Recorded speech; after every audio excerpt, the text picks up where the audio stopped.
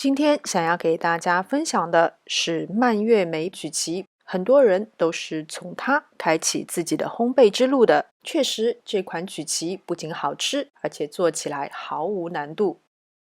这里是70克的蔓越莓干，通常我会把它们切碎才使用。一个比较大个的鸡蛋打散放在一边备用。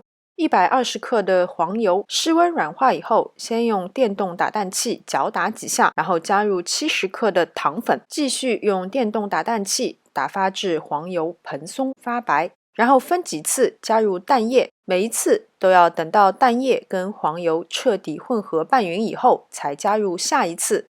分次加入蛋液可以比较好的避免油水分离。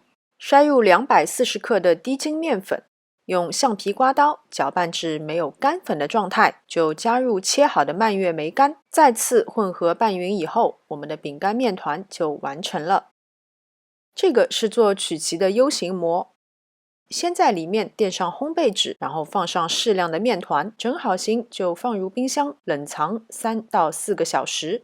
如果没有 U 型模，可以把曲奇做成圆形的。只需要把面团放在烘焙纸上，然后像我视频中所演示的这样，就可以很轻松的把它整成圆柱形。同样是放进冰箱冷藏3到4个小时，如果赶时间的话，也可以冷冻1个小时。冷藏好的面团取出，切成0.5厘米厚的样子。更建议大家用冷藏而非冷冻，因为冷冻的话，很有可能会把面团冻得太硬，切的时候饼干会裂开。